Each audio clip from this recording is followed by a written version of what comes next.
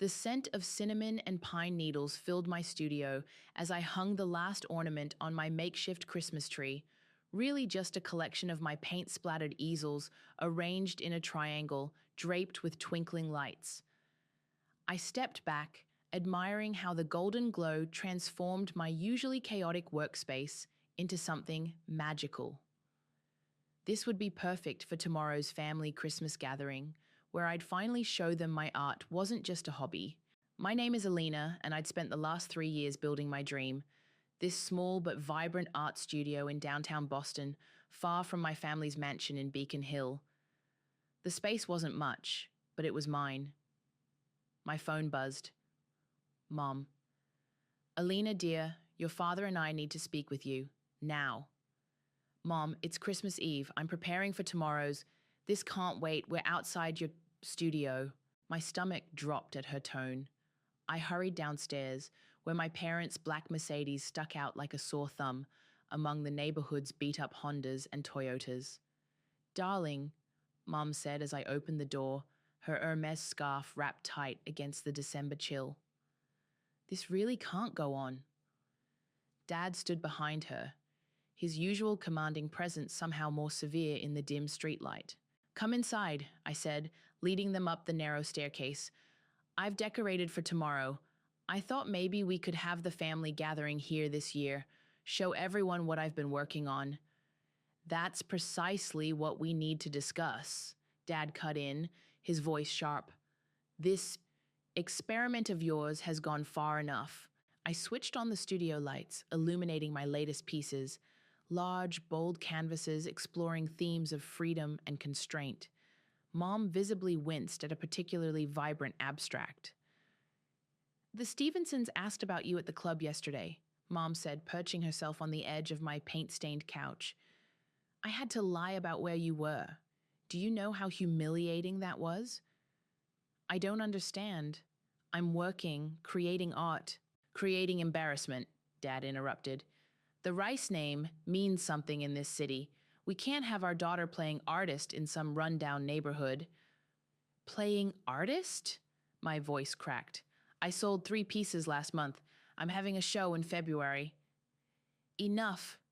Dad pulled out his phone, showing me a real estate listing. We've found a buyer for this space, above market value. The money will help you start fresh, perhaps in marketing or PR. Something respectable. The room started spinning. You're trying to sell my studio? You can't. The lease is in my name. We've spoken to the building owner, Mom said softly, as if gentleness could soften the blow. He's willing to break your lease, given our influence. This is my life, I whispered, touching one of my canvases. My work. It's time to grow up, Alina, Dad said. You have until New Year's to decide. Either sell this place and come back to the family business, or what? Mom stood, straightening her Chanel jacket. Or we'll have to distance ourselves completely. No more trust fund, no family connections, no support. You'll be on your own. The Christmas lights twinkled mockingly in the silence that followed. You're asking me to choose between my passion and my family? My voice was steady, surprising even myself. We're asking you to choose a proper future, Dad corrected. The Rice name. Is that all you care about? The family name? Don't be dramatic, darling, Mom sighed. We're trying to help you.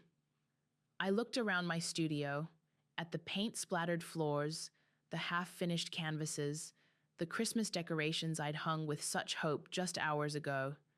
Then at my parents, standing there in their expensive clothes, trying to erase everything I'd built. Get out. Excuse me? Dad's face reddened. I said get out, both of you. If you can't support who I am, what I love, then maybe we shouldn't be family at all. Alina, think about what you're saying, Mom pleaded. I have thought about it every day for the past 3 years while you've been ashamed of me. Now please, leave. They left without another word, the door closing with a final click. I stood there, surrounded by my art, my dreams, my rebellion, until the tears finally came. My phone buzzed again. Yolanda, my best friend. Still on for Christmas cookies tonight? Through blurry eyes, I typed, change of plans. Bring wine instead. I grabbed my coat and headed for the door, pausing to look back at my makeshift Christmas tree. The lights still twinkled, but now they seemed to shine with a different purpose. Not celebration, but defiance. 3 months after Christmas, I was still finding tinsel in odd corners of my studio. Each sparkly reminder felt like a tiny knife to the gut. I hadn't heard from my parents since that night, though their ultimatum had been carried out with surgical precision. Bank accounts closed, credit cards cancelled, my name quietly removed from every family registry. Earth to Alina! Yolanda waved her hand in front of my face, splattering drops of coffee on my workspace. You're doing that 1,000-yard stare again. Sorry, I mumbled, turning back to my canvas. Just thinking about rent. Stop. Yolanda put down her mug and grabbed my shoulders. You sold 2 pieces last week. Rent is covered. Now focus on finishing these for the spring showcase. I nodded, picking up my brush again. The piece I was working on was different from my usual style. Darker, more intense. Raw emotion bleeding through every brush stroke. Holy shit, Yolanda whispered, stepping back to look at the canvas. This is intense? Like looking straight into someone's soul while it's breaking? Too much? No, it's perfect. People are going to... The studio door opened, cutting her off. A man in an impeccably tailored suit stood in the doorway, looking oddly at home despite the paint-splattered surroundings. I apologize for interrupting, he said, stepping inside. The gallery downstairs said I might find Alina here.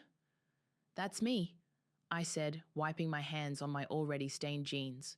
Harrison Matthews. He extended his hand. I saw your piece, Fractured Inheritance, at the Small Works show last month. My heart stopped. Harrison Matthews was one of the most influential art collectors in New England. I'd read about him in every major art publication. I've been following your work since then, he continued, walking around my studio. Your evolution over the past few months is remarkable. He stopped in front of my current piece, studying it intently.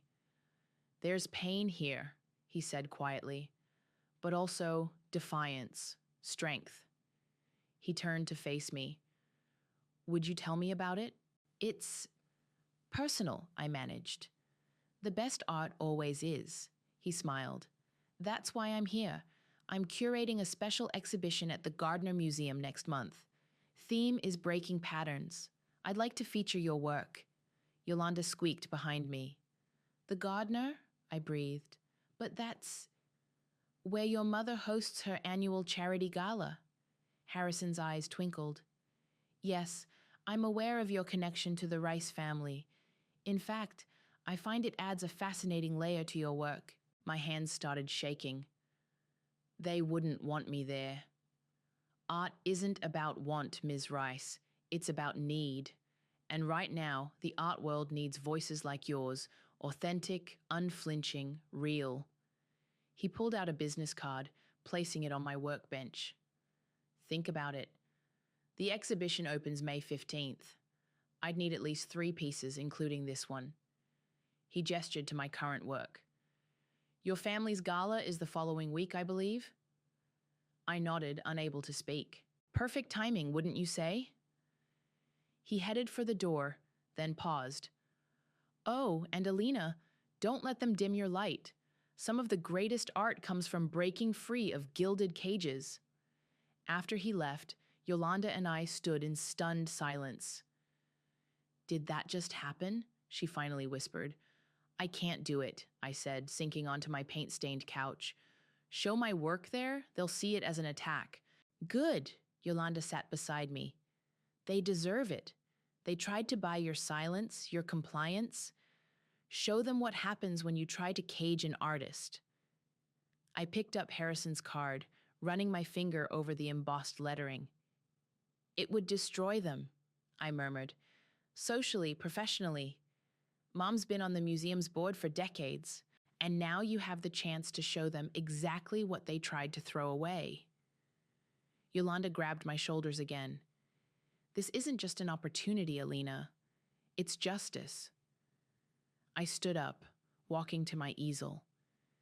The painting stared back at me, all sharp edges and bleeding colors, beauty born from pain. You're right, I said, picking up my brush.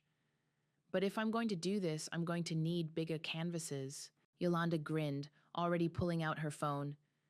I'll call Marco at the supply store, and then we're getting champagne. Lots of it. As she dialed, I studied my work with new eyes. Each brushstroke now felt like a word in a letter I'd been trying to write for months. Maybe it was time to stop hiding my truth behind polite silence. My phone buzzed, a text from Harrison. The world is ready for your voice. Are you ready to use it? I took a deep breath and typed back one word. Yes. More red, Harrison said, studying my latest piece. The emotion's there, but it needs to bleed more. I mixed cadmium red with a touch of burnt umber, letting the colors swirl together like wine. Over the past month, my studio had transformed into a battlefield of massive canvases, each one larger and more confrontational than the last. Better, he nodded as I added the darker shade. Now tell me again what this piece represents. The suffocation of expectations, I said, stepping back. The weight of a name that feels more like a prison than a legacy. Good. Make them feel that weight. The studio door creaked open, and a familiar figure stepped in. Uncle Sullivan, his silver hair disheveled as always, looking completely out of place in his worn leather jacket among my pristine canvases. Well, he whistled. Looks like little Alina's not so little anymore. Uncle Sully? I nearly dropped my brush. How did you... Your friend Yolanda told me where to find you. He approached slowly, taking in each painting. Reese, your mother. She's been telling everyone you're finding yourself in Europe. Harrison raised an eyebrow. And you didn't believe that? Please, Sullivan scoffed. I've been the family disappointment for 30 years. I know what exile looks like. He turned to me. Though you're handling it with considerably more style than I did, Mr. Matthews, I said, this is my Uncle Sullivan. He's the only one in the family who ever supported my art. Ah, another black sheep? Harrison smiled. Those are always my favorite members of any family. Sullivan stopped in front of my centerpiece, a massive canvas depicting a golden cage with broken bars, birds escaping into a blood-red sky. They're talking about you, you know, he said quietly, at their precious social clubs. Your cousin Genesis keeps dropping hints about your unfortunate choices. Genesis? I hadn't thought about my cousin in months. What's she saying? Nothing directly, just enough to make sure everyone knows the Rice family is disappointed. He turned to face me. But that's not why I'm here. From his jacket, he pulled out a worn, leather-bound book. Your grandmother's journal. Found it while cleaning out my attic. Mom's mother? I took the book carefully. Read it, he said, especially the entries from 1962. Might help with... He gestured to my paintings. All this. I opened the journal to a random page, my grandmother's elegant handwriting filling the yellowed paper. They say a woman's duty is to uphold the family name. But what if the name itself is built on silence? She wanted to be a writer, Sullivan explained. Wrote 3 novels before your grandfather made her stop. Said it wasn't proper for his wife to tell stories. Harrison stepped forward, suddenly interested. Did she ever publish? Under a pen name? Sullivan nodded. After he died. Won some awards too, but by then Reese was grown. Already married to Bennett. Already obsessed with being proper. He touched the journal gently. Your grandmother died thinking she'd failed as a mother because Reese turned out exactly as your grandfather wanted. My hands shook as I held the journal. Why are you showing me this? Because you need to understand this fight you're fighting, it's not new, it's in your blood. He looked at my paintings again. But you've got something your grandmother didn't have. You've got guts, kid, and timing. Harrison cleared his throat. The exhibition opens in 2 weeks. The gala's the week after. I know, Sullivan grinned. Already got my ticket. Wouldn't miss it for the world. They'll try to stop it, I said. Once they find out, let them try. Sullivan's voice hardened. I've watched that family crush too many dreams. It's time someone showed them what happens when art refuses to be silenced. He headed for the door, then paused. Oh, and Alina? Genesis is having lunch at Stephanie's tomorrow. Noon. Just thought you might want to know. After he left, Harrison and I stood in silence, looking at my grandmother's journal. Well, Harrison finally said, I believe we just found the missing piece for your exhibition. What do you mean? Your grandmother's words combined with your art. He gestured expansively. It's not just your story anymore. It's a legacy of rebellion. I opened the journal again, reading another entry. Art isn't proper. Art isn't polite. Art is truth. And truth is always dangerous to those who build their lives on lies. I need more canvas, I said, already reaching for my phone. And I need to make a lunch reservation for tomorrow. Harrison smiled. Now that's the fire I've been looking for. Show them what happens when you try to cage 2 generations of artists. I looked at my paintings, at my grandmother's journal, at the future suddenly opening up before me. No, I said. I'll show them what happens when the cage finally breaks. Stephanie's hadn't changed. Same white tablecloths, same soft jazz, same wealthy clientele pretending not to watch each other over their overpriced salads. I spotted Genesis immediately, her perfect blonde hair catching the sunlight as she typed on her phone. Well, look who's still in Boston, I said, sliding into the seat across from her. Genesis jumped, nearly dropping her phone. Alina? I thought you were in Europe. Did Mom tell you that? I signaled the waiter. Martini? Extra dirty. She'll have another glass of her rosé. How did you know what I was drinking? Some things never change, I smiled. Like how you always meet your gossip sources here at noon on Tuesdays. Genesis shifted uncomfortably. I don't know what you're... Please, you've been dropping hints about my unfortunate choices all over town. At least have the courage to say it to my face. The waiter brought our drinks. Genesis took a large sip of hers. Aunt Reese is devastated, she finally said. You're breaking her heart. By following my passion?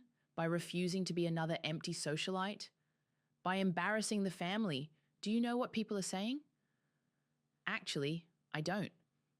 Tell me. Genesis leaned forward, lowering her voice. They're saying you had some kind of breakdown, that you're living in some dirty artist commune doing God knows what. I laughed, loud enough to make nearby diners turn. Is that the best you could come up with? It's not funny, Alina. The gala's coming up, and everyone's asking if you'll be there. Aunt Reese had to tell the board you're dealing with personal issues. Personal issues? I took a sip of my martini. Like finally being honest about who I am? Like throwing away everything your parents gave you for some hobby. Hobby? I pulled out my phone, showing her Harrison's latest email. Is that what you call being featured at the Gardner? Genesis's face went pale as she read. The Gardner? But that's where Mom's hosting the gala. Yeah, funny coincidence, isn't it? You can't, she whispered. It would destroy her. Like she tried to destroy me? I stood up, dropping money on the table. You know what the difference is between you and me, Genesis? I actually have talent, real talent, not just a trust fund and a good name. Wait, Genesis grabbed my arm. There's something you should know about the gala. What about it? Aunt Reese, she's announcing her nomination for the museum's board presidency that night. It's practically guaranteed, unless something embarrasses her? I smiled. Like her disowned daughter having an exhibition in the same museum? Please, Alina, she's worked so hard for this. So have I. I pulled my arm free, and unlike her, I earned every bit of it. You're just doing this for revenge. No, I said, gathering my coat. I'm doing this because I'm an artist. The revenge is just a bonus. I was halfway to the door when Genesis called out, "They'll never forgive you for this." I turned back. Maybe, but I'll never forgive them for making me choose between their love and my truth. Outside, my phone buzzed. A text from Harrison. "How did lunch go?" "Better than expected," I replied. "Genesis just gave me exactly what I needed." Which is? The perfect timing for my exhibition's opening night. Back at the studio, I found Uncle Sullivan waiting, a mischievous glint in his eye. "Heard you had lunch with Genesis," he said. "How's our little informant?" "Terrified." I picked up my brush, facing my largest canvas yet. "She told me about Mom's board nomination." "Ah," he nodded. "The crown jewel in Reese's social climbing career." "Did you know?" "Why do you think I showed up now?" He grinned. "Sometimes the best revenge is just perfect timing." I started mixing colors, deep blues and violent purples. "This isn't just about revenge anymore, Sully. I found Grandma's last novel in her journal. The one about the woman who burned down her husband's social club?" "No," I smiled, making the first bold stroke across the canvas. "The one about her daughter, who grew up to be exactly what her father wanted, and exactly what her mother feared." Sullivan watched me paint in silence for a moment. "Your mother never read it, you know." "I know." I stepped back, studying the emerging image. "But she's about to see it, all of it, in living color. They'll try to stop you," he warned, "once they realize what's coming." "Let them try." I dipped my brush in red. Some stories need to be told, even if they burn everything down in the process.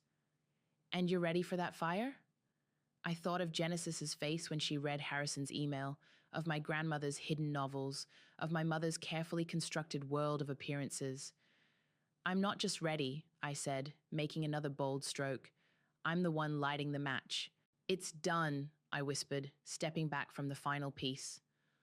3 days before the exhibition opening, and my hands were trembling from exhaustion and too much coffee, Harrison circled the massive canvas slowly, his footsteps echoing in the pre-dawn quiet of my studio. The painting towered over us, 12 feet of carefully controlled chaos. At its center, a woman in a golden dress stood in a shattered mirror, her reflection fracturing into hundreds of smaller images, each showing a different truth. "This is it," he said finally. "This is the one we'll unveil at the opening." My phone buzzed. Another frantic text from Genesis. "Please call me. Mom knows something's happening. She's making calls." "Let her call," Yolanda said, reading over my shoulder. "What can she do? The exhibition's already been announced." The studio door burst open, making us all jump. My mother stood there, perfect as always in her Chanel suit, looking wildly out of place among the paint-splattered walls. "So it's true," she said, her voice tight. "You're really doing this." "Mom!" My voice came out steadier than I felt. "You can't be here." "Can't be here?" She stepped inside, her heels clicking on the concrete floor. "I'm your mother. I have every right." "No," I cut her off. "You lost that right when you tried to buy my silence." She stopped, finally seeing the paintings around her. Her face went pale as she took in each image. The broken cage, the shattered mirrors, the words from my grandmother's journal woven through every canvas. "You can't show these," she whispered. "Do you have any idea what this will do?" "To your reputation?" I moved between her and the centerpiece. "Your precious board nomination?" "To our family." She stepped closer, lowering her voice. "Whatever point you're trying to make." "This isn't about making a point." Harrison stepped forward. "This is about art. Real art, the kind that tells truth." "And who are you to judge what truth is?" Mom turned on him.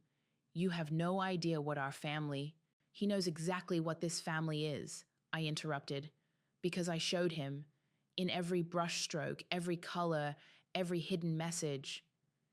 "Hidden message?" Her eyes narrowed. "What are you talking about?" I picked up my grandmother's journal from my workbench.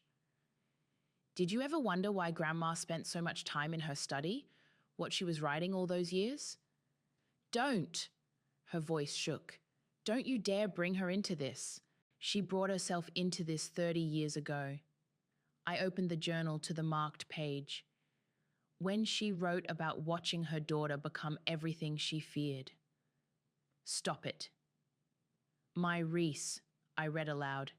So desperate to be what they want, she's forgotten who she is. My beautiful girl, trading her soul for social standing. I said stop. She grabbed for the journal, but I pulled it away. The exhibition opens in 3 days, I said. Every piece tells a story. Grandma's, mine, yours, about women who silence themselves to please others. I'm calling our lawyers. She reached for her phone. This is defamation. It's art, Harrison cut in. Protected speech. And considering the press already has the preview materials. Mom froze. What press? Boston Globe, Art News, Forbes. Harrison smiled. They're particularly interested in the family connection, the prodigal daughter's triumphant return, exposing the dark side of Boston's elite society. You wouldn't, she whispered. Watch me. She looked around the studio one last time, her eyes lingering on the centerpiece. For a moment I saw something flicker across her face, recognition, maybe even understanding. Your father will never forgive this, she said quietly. I know. We'll be ruined. No, I stepped closer.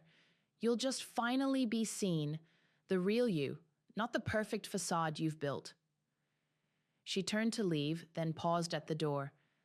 That woman in the painting, in the gold dress? Yes, she looks like me, at your age. She is you, Mom, the you that existed before you let them cage you. She didn't respond, just closed the door softly behind her. The studio fell silent. Well, Yolanda finally said. That was intense. It's not over, Harrison warned. She'll try something before the opening. Let her. I turned back to the centerpiece, touching the still wet paint gently. Some things need to be broken before they can be fixed. My phone buzzed again. Uncle Sullivan. Just heard Reese was at your studio. You okay? Better than okay, I typed back. The final piece is done. And?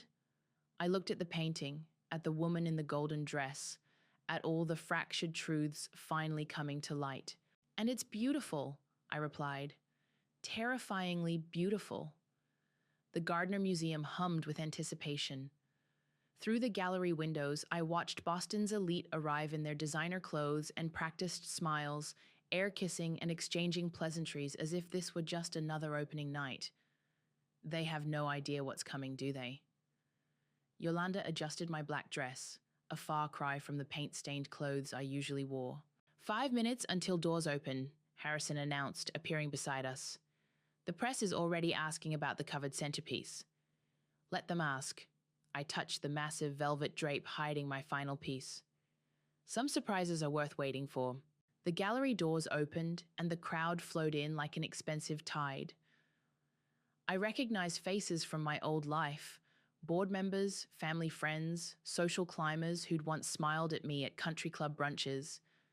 Now they whispered behind their champagne glasses, pointing discreetly at my paintings.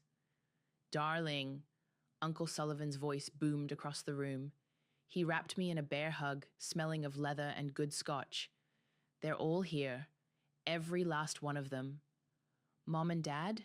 Back corner, Reese is doing her best to pretend this isn't happening, but Bennett looks like he's about to burst a blood vessel. I glanced where he indicated. My parents stood rigid, barely touching their champagne.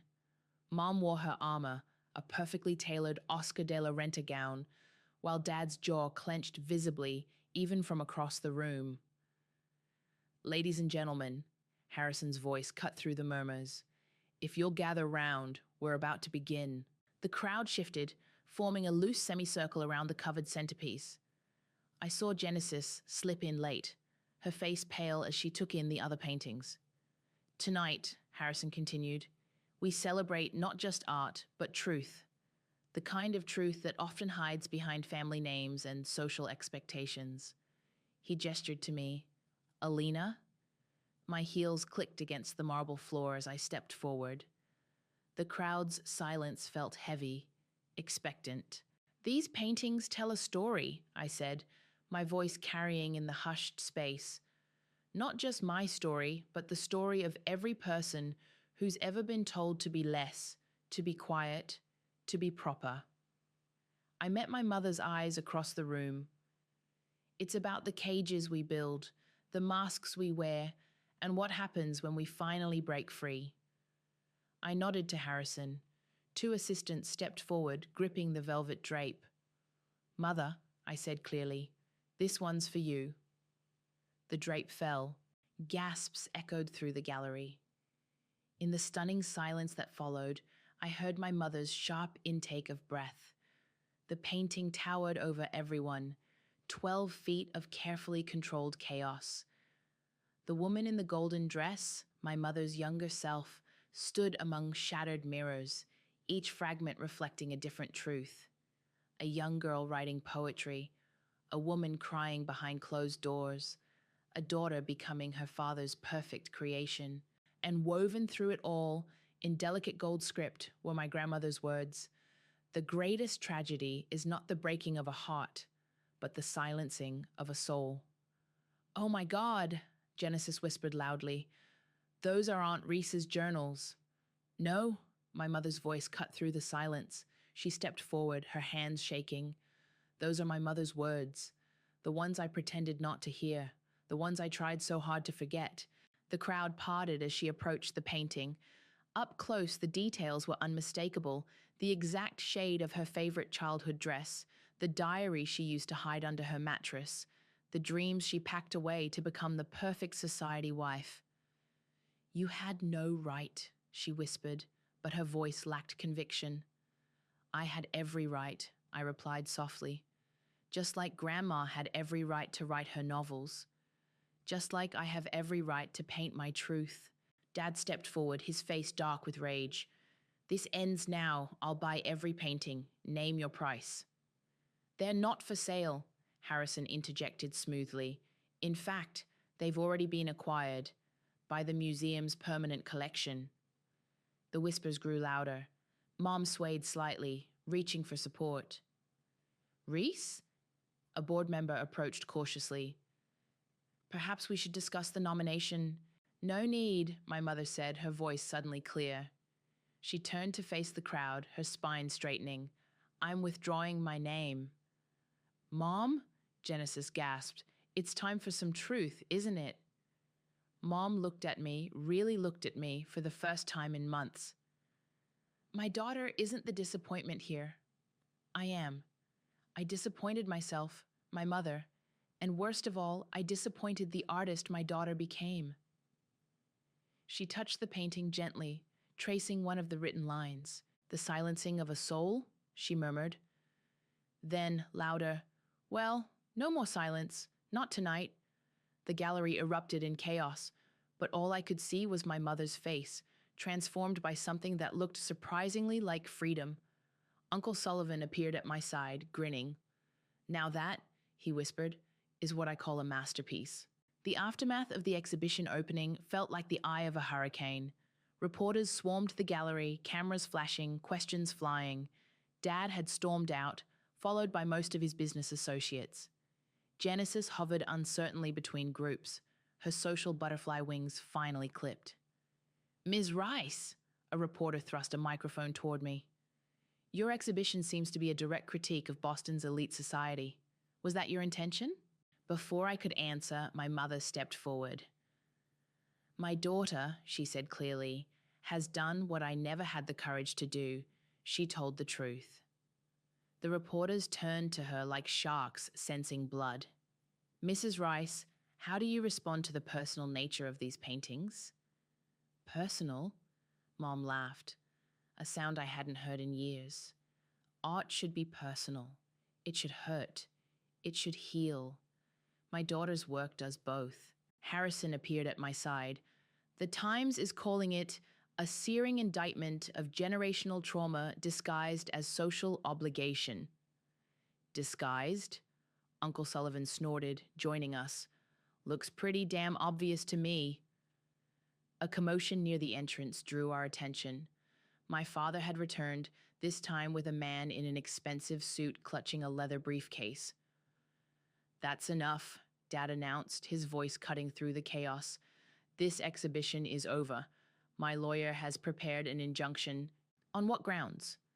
Harrison stepped forward, smiling pleasantly. Defamation, invasion of privacy. Take your pick. Everything here is either artistic interpretation or documented fact, Harrison replied. The museum's lawyers have already reviewed. I don't care about your lawyers. Dad's face reddened. This is family business. No, Mom's voice rang out. This is art, and it's staying. Dad turned to her, shocked. Reese, you can't be serious. After what she's done to us. What she's done? Mom walked to the centerpiece, gesturing at the fractured reflections. Look at it, Bennett. Really look. This isn't just about Alina, it's about me, about my mother, about every woman in this family who was told to be less than she was. Your mother? Dad scoffed. What does she have to do with everything? Mom pulled a small book from her clutch, my grandmother's journal. Did you know she published novels under a pen name? Did you know she won awards? She opened the journal. Did you know she wrote about me? The gallery had gone silent, everyone watching this unexpected drama unfold. I found her journals after she died, Mom continued, but I was too afraid to read them, too afraid to see myself through her eyes. She looked at me. Until now. Mrs. Rice, another reporter called out, are you saying you support your daughter's exhibition? Support it? Mom smiled, a real smile that made her look years younger. I'm proud of it, proud of her. For the first time in my life, I'm seeing the truth about our family, about myself, and yes, it hurts, but it's beautiful too. Dad's lawyer shifted uncomfortably. Mr. Rice, if your wife isn't willing to support the injunction, to hell with the injunction, Dad snapped.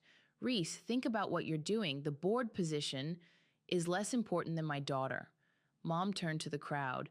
Yes, I'm withdrawing from the board nomination because it's time for new voices, new perspectives. It's time for truth.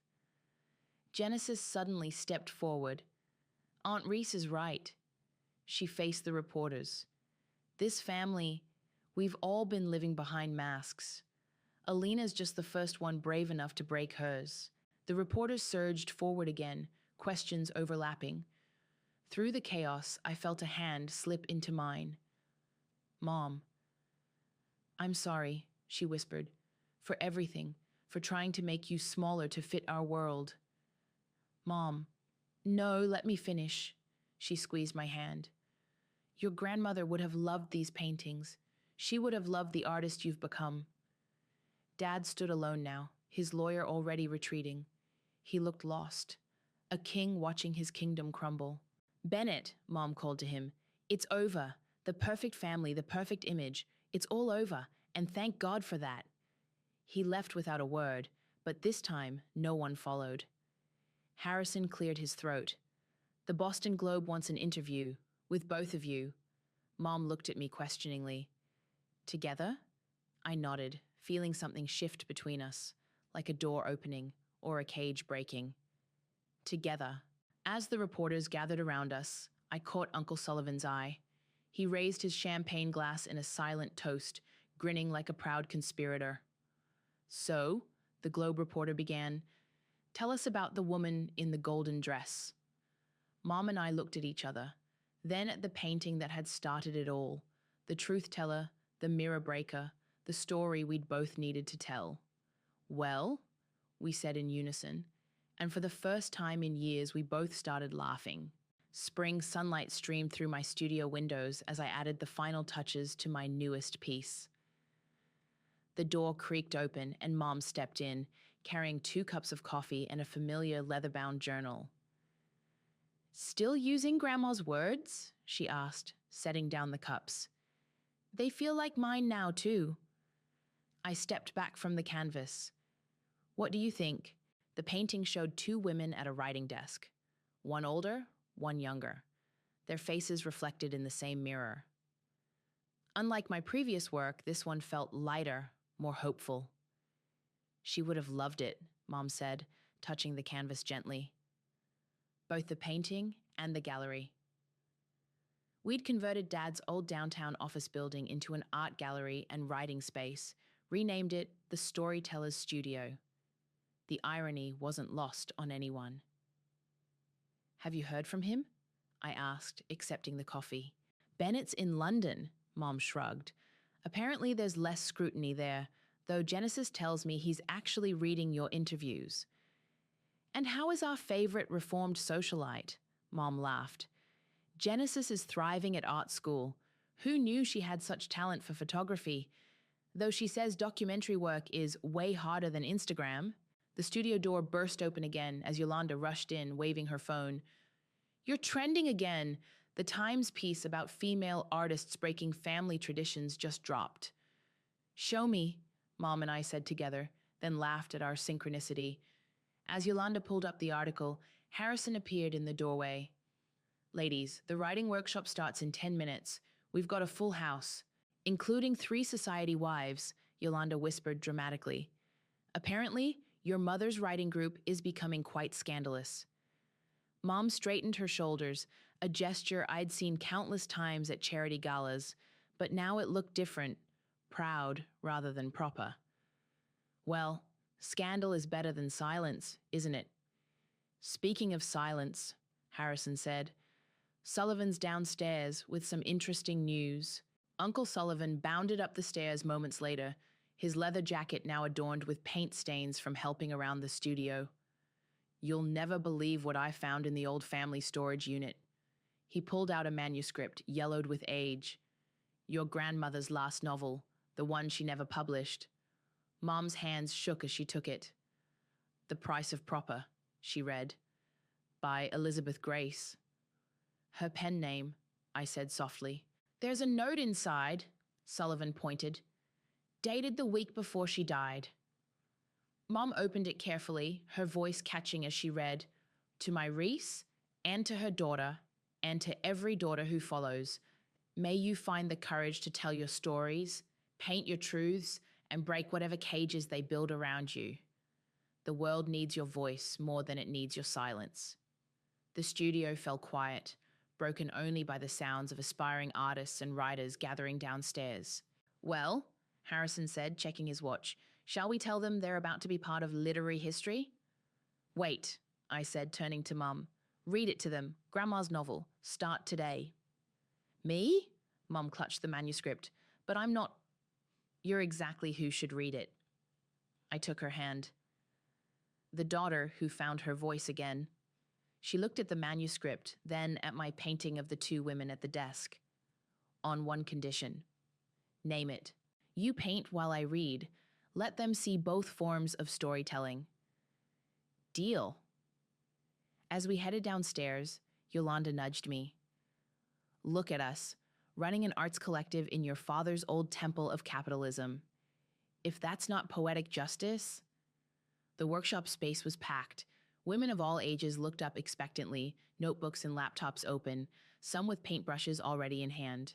Ladies, Mom said, stepping to the front, today we're going to talk about legacy, not the kind that's handed down in trust funds or social standings, but the kind that flows through ink and paint and courage. She held up the manuscript. This is my mother's story, and my daughter's story, but most importantly, it could be your story too. I set up my easel beside her, mixing colors that felt like freedom. Chapter 1, Mom began reading, her voice strong and clear. The day I decided to disappoint my family was the day I finally began to live. As she read, I painted, and around us, dozens of women began to write and draw, each finding their own way to break their silence. Through the windows, I could see the Boston skyline, the same view Dad once used to survey his domain. But now it looked different. Now it looked like possibility. Uncle Sullivan leaned against the wall, grinning. Now this, he said softly, this is what revolution looks like. I smiled, adding a bright streak of gold to my canvas. No, I replied. This is what freedom looks like.